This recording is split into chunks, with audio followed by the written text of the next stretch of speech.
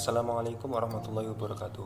Kami dari kelompok 2 mata kuliah Lembaga Keuangan Syariah, jurusan Perbankan Syariah, kelas 3A dengan anggota 1. Arpian Wicaksono dengan NIM 12401193008.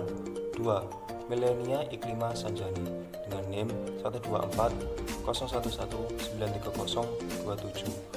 Dan yang terakhir Gifari Nurhadin Ramadhani dengan NIM 12401193094 dengan pembahasan prinsip dasar muamalah. Iklima Sanjani akan menjelaskan tentang perbedaan kaidah ibadah dan muamalah. Berikut penjelasannya. Muamalah merupakan suatu ketetapan Allah yang mengatur hubungan manusia dengan manusia lainnya dengan mengikuti aturan-aturan pokok dan tidak diatur secara rinci sebagai ibadah. Oleh karena itu, sifatnya terbuka untuk jihad manusia. Manusia tidak akan bisa hidup tanpa manusia lain dalam memenuhi kebutuhan hidupnya. Dalam pergaulan hidup ini, setiap orang mempunyai kepentingan terhadap orang lain, sehingga timbullah hubungan hak dan kewajiban. Ibadah secara bahasa atau etimologi berarti merendahkan diri serta tunduk, sedangkan menurut syara atau terminologi, ibadah mempunyai banyak definisi dan maksudnya satu. Berikut di bawah ini adalah pengertian dari ibadah. Menurut Ustadz Yazid bin Abdul Qadir Jawas, ibadah adalah taat kepada Allah dengan melaksanakan perintahnya melalui lisan para rasulnya. Secara etimologi, muamalah dari kata al-a'mal yang merupakan istilah yang digunakan untuk mengungkapkan semua perbuatan yang dikehendaki mukallaf. Muamalah mengikuti pola yang bermakna bergaul. Kaidah ibadah dan muamalah memiliki prinsip yang berbeda. Salah satunya adalah kaidah ibadah mengatur hubungan manusia dengan Tuhannya dalam beribadah sesuai dengan perintah Al-Quran dan Al-Hadis. Sedangkan kaidah muamalah mengatur hubungan antar sesama manusia. Namun, kerap terjadi persoalan muamalah sering dipandang sebagai persoalan ibadah, sehingga perkara yang sebenarnya lebih banyak mengacu pada prinsip umum dalam muamalah dibawa ke ranah ibadah. Maksud dan tujuan dari ibadah adalah yang umum, seperti sholat yang bertujuan antara lain untuk menciptakan ketenangan batin yang optimal dan untuk membangun kedekatan hubungan dengan Allah, Sang Pencipta. Sisi yang menonjol dalam pelaksanaan ibadah adalah hak Allah secara khusus. Adapun muamalah, sisi yang menonjol padanya yaitu kepentingan pribadi dan atau manusia. Dalam bisnis dan jual beli, Anda berusaha untuk mendapatkan keuntungan yang sebesar-besarnya. Sekian, mari kita lanjutkan untuk materi yang selanjutnya. Selanjutnya adalah teori riba. Menurut bahasa, riba memiliki beberapa pengertian, yaitu yang pertama, bertambah karena salah satu perbuatan riba adalah meminta tambahan dari sesuatu yang dihutangkan. Yang kedua, berkembang.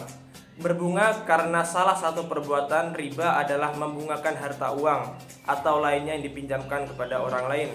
Yang ketiga, berlebihan atau menggelembung. Berarti secara keseluruhan adalah riba adalah tambahan pada harta pengganti dalam pertukaran harta dengan harta. Macam-macam riba. Macam-macam riba yang pertama adalah riba fuduli, artinya lebih. Misalnya menjual salah satu dari dua barang yang sejenis yang saling dipertukarkan lebih banyak daripada yang lainnya, seperti menjual uang 100.000 menjadi 110.000. Yang kedua adalah riba qardi, yaitu meminjam dengan syarat keuntungan bagi yang menghutangi, seperti yang berhutang 100 dengan perjanjian akan membayar hutang kembali kelak 110.000. Artinya ribanya adalah 10.000. Yang ketiga adalah ribayat, yaitu berpisah sebelum timbang terima. Misalnya, orang yang membeli sepeda motor, sebelum ia menerima barang yang dibeli dari si penjual tidak boleh menjual sepeda motor itu kepada siapapun, sebab barang yang dibeli dan belum diterima masih dalam ikatan jual beli yang pertama. Yang keempat adalah riba nasa.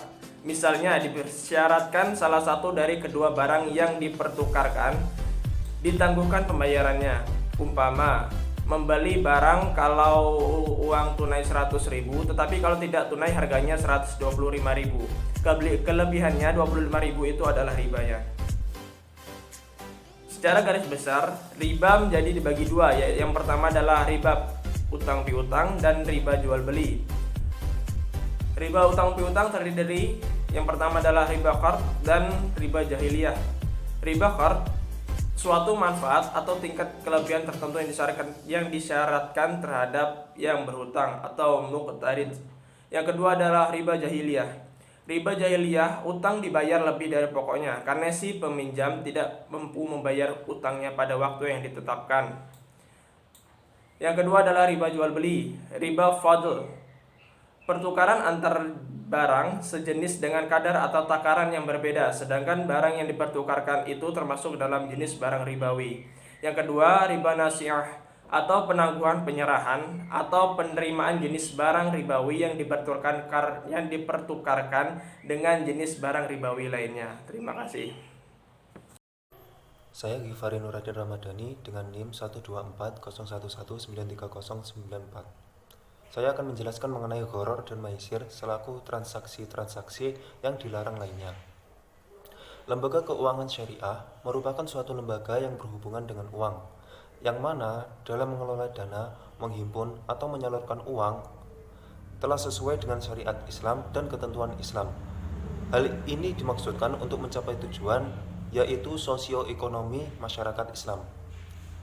Transaksi yang dilarang dalam syariat Islam yaitu biasa disebut dengan maghrib atau maisir, gharar, haram, riba, dan batil. 1. Maisir, yaitu judi atau bisa disebut dengan untung-untungan.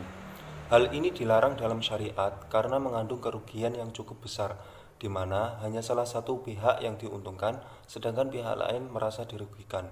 2. Gharar, yaitu sesuatu yang samar-samar. Menjual barang yang samar tentunya akan berakibat pada ketidakpastian. Jika barang bagus, maka untung. Jika barang jelek, maka rugi. 3. Haram, merupakan suatu yang dilarang. Haram sendiri bisa datang dari suatu ketetapan dari Tuhan ataupun dari hasil pemikiran manusia. 4.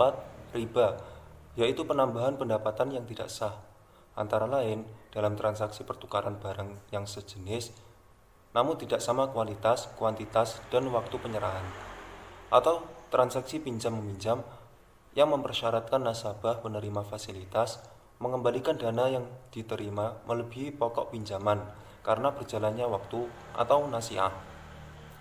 5. Batil, merupakan tindakan yang tidak baik seperti menimbun atau menipu untuk mendapatkan keuntungan.